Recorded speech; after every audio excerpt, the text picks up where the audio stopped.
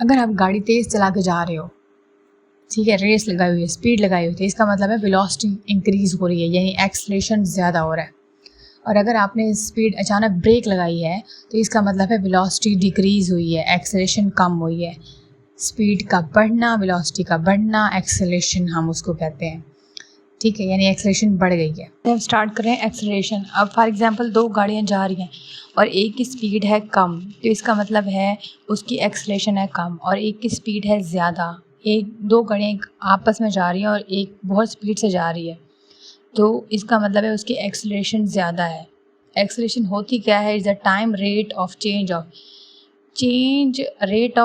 Of velocity. Velocity का जो change होना है उस चीज़ को हम कहते हैं एक्सेलरेशन, यानी वो टाइम जिसमें वेलोसिटी जो है वो चेंज हो रही है, तो उस चीज़ को हम कहते हैं acceleration, rate of change of velocity.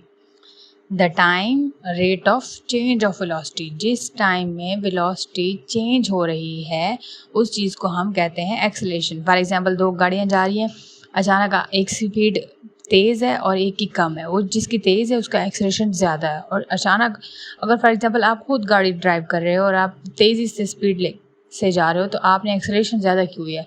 अचानक आप स्लो कर देते हो स्पीड, तो इसका मतलब है एक्सेलरेशन आपने कम कर दिया। यहाँ पे फार्मूला है, हम यहाँ पे 3 हेडिंग्स बनाएंगे, पहले डेफिनेशन की, फिर फार्मूले की, फिर वो क्वांटिटी है, ऐसा यूनिट है और एग्जाम्पल है, और फिर आज पॉजिटिव और नेगेटिव एक्सेलरेशन की भी बनाएंगे।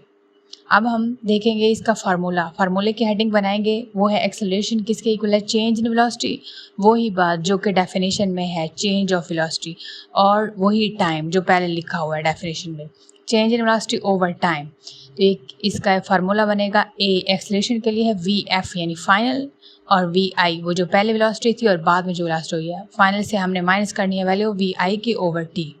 ये फार्मूला एक्सेलरेशन का। चेंज, इसका नेचर ऑफ क्वांटिटी क्या है? ये क्वांटिटी एक वेक्टर क्वांटिटी है और ऐसा यूनिट इसका मीटर पर स्क्वायर है। स्क्वायर क्यों है? क्योंकि मीटर पर सेकंड जो था वो वेलोसिटी का था, एस जो था वो टाइम का था, तो एस ऊपर होके वो 2 में कन्वर्ट हो गया, तो इसलिए मीटर पर स्क्वायर इसका ऐसा यूनिट है। एग्जाम्पल्स आप देख लें, मैंने कार ओवरटेक अनदर। अब यहाँ पे गाड़ी जा रही है, एक स्पीड स्लो में है और एक तेज़ में है, एक ज़्यादा स्पीड से जा रही है। It accelerate to greater value, वो जो जिसने ओवरटेक करने की कोशिश की है उसका मतलब है उसकी वेलोसिटी ज़्यादा थी। It contrary to the velocity decreases when brake, अगर आप तेज़ी से स्पीड लगा के जा रहे हो और आपने अचानक ब्रेक लगाई है, तो इस चीज़ को हम कहते हैं आपकी जो स्पीड है वो कम हो गई है, वेलोसिटी डिक्रीज़ हो गई है। अगर आप तेज़ जा रहे थे, वेलोसिटी इंक्रीज़, एक्सेलरेशन इंक्रीज़, और अगर आपने वेलोसिटी जो है वो कम कर दी है, आपने स्पीड अगर कम कर दी है, तो इसका मतलब वेलोसिटी कम यानी एक्सेलरेशन कम, और अगर आपने स्पीड ज़्यादा कर दी है, इसका मतलब है एक्सेलरेशन ज़्यादा। स्पीड ज़्यादा, एक्सेलरेशन ज़्यादा, वेलोसिटी ज़्यादा। चेंज और वेलोसिटी में दोनों डायरेक्शन भी चेंज हो सकती है और मैग्नीट्यूड भी चेंज हो सकता है। दो किस्म के एक्सेलरेशन है, एक पॉजिटिव और एक नेगेटिव है। अगर वेलोसिटी इंक्रीज़ हो रही है तो इसका मतलब वो पॉजिटिव है, और अगर वेलोसिटी डिक्रीज़ हो रही है तो वो नेगेटिव एक्सेलरेशन है। यहाँ पे नेगेटिव एक्सेलरेशन को डिक्लेरेशन या रिटार्डेशन भी कहते हैं, और दोनों का, रिटार्डेशन का मतलब होता है रुक जाना, डिक्रीज़ हो जाना। डिक्लेरेशन का मतलब है डिक्रीज़ और रिटार्डेशन का मतलब है रुक जाना। तो रिटार्डेशन और डिक्लेरेशन भी नेगेटिव एक्सेलरेशन को कहते हैं। यहाँ पे है एवरेज एक्सेलरेशन क्या होती है, डिफाइन करो एवरेज एक्सेलरेशन। तो आपने कैसे लिखना है? हमने इनिशियल वैल्यू लेनी है और फाइनल वैल्यू लेनी है नीचे टाइम की, बिल्कुल वैसे जैसे पीछे हमारे पास डेफिनेशन जब हम एक्सेलरेशन के पढ़ रहे थे, तो हमारे पास जो फार्मूला था a is equal to v F minus we I over t, तो बिल्कुल ऐसे ही है। अब ए आपने क्या लिखना है? ए के नीचे छोटा सा ए वी एवरेज का साइन देना है, ए और v is equal to f v F minus we i और ओवर टी, ये बिल्कुल वही वाला आपका फार्मूला है। बिल्कुल बस ए वी आपने लगाना है तो वो एवरेज वाला बन जाएगा, बाकी सारा वही है। बस आपने एवरेज एक्सेलरेशन इक्वल है change in velocity over time taken, तो ये ए एवरेज किसके इक्वल है? V F minus we I over T के, तो बिल्कुल वही सेम यहाँ पे है। अच्छा, अब ये किसके इक्वल है? ए वी इक्वल है डेल वी ओवर टी के। डेल वी वो जो चेंज इन वेलोसिटी है, फाइनल और इनिशियल वाली जो हमने माइनस करी थी, वो डेल वी के इक्वल है, तो हमने उसको डेल वी के इक्वल कर दिया ओवर टी, तो हमारे पास ये फार्मूला आ गया एवरेज एक्सेलरेशन का। If a body is moving with initial velocity, पहले जो बॉडी मूव करी थी इनिशियल वेलोसिटी से, कुछ टाइम के बाद ये इसने अपनी स्पीड को चेंज किया है, वेलोसिटी चेंज की है, तो वो वाली वेलोसिटी थी फाइनल वाली। जो पहली वाली थी वो इनिशियल थी, जो बाद में इसने अपनी वेलोसिटी चेंज की है वो VF है, और जितने टाइम में की है वो टाइम T है। तो इसको हम क्या करेंगे, हम लिखेंगे डेल V इजिकल है VF minus VI over T। तो ये VF minus VI del V के ही इक्वल होते हैं, तो हमने इसलिए एंड पे डेल V ओवर T कर दिया।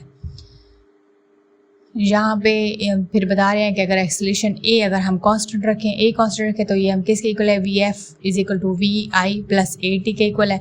यहाँ पे दो है यूनिफॉर्म वेलोसिटी और नॉन यूनिफॉर्म, बिल्कुल वैसे जैसे हमने पीछे uniform velocity non uniform velocity पढ़ा था। यहाँ पे भी देख लें uniform velocity non uniform velocity में क्या फ़र्क है।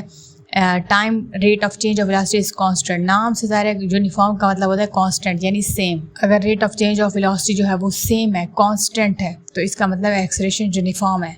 और अगर ये नहीं है, मैग्नीट्यूड चेंज हो रहा है, डायरेक्शन चेंज हो रही है, मतलब एक्सेलरेशन सेम है ही नहीं, मैग्नीट्यूड नहीं है सही, मैग्नीट्यूड चेंज हो रहा है, डायरेक्शन चेंज हो रही है, दोनों चीज़ें चेंज हो रही हैं। पहले तो था कि कांस्टेंट थी दोनों, लेकिन अब ये नहीं है कांस्टेंट, दोनों मैग्नीट्यूड डायरेक्शन दोनों चेंज हो रही है। तो इस चीज़ को हम कहते हैं वेरिएबल या नॉन यूनिफॉर्म। यहाँ पे दो बातें हैं, वेरिएबल यानी वेरिएशन यानी चेंज, वेरिएशन वर्ड वैरायटी से निकला है यानी चेंज, डिफरेंट। तो यहाँ पे नॉन यूनिफॉर्म या नॉन यूनिफॉर्म एक्सेलरेशन या इसको वेरिएबल एक्सेलरेशन भी पढ़ सकते हैं। यहाँ तक कोई बात समझ रहा है ज़रूर पूछेगा। मिलते हैं नेक्स्ट लेक्चर में, अपना ख्याल रखिएगा। नोट्स अटैच है, नोट से एक बार पढ़ लें, बुक से एक बार पढ़ लें, और ये क्वेश्चन आता होता है लॉन्ग क्वेश्चन में। यहाँ तक कोई मसला ज़रूर पूछेगा कमेंट सेक्शन में। थैंक यू सो मच, अपना ख्याल रखिएगा। अल्लाह हाफिज़।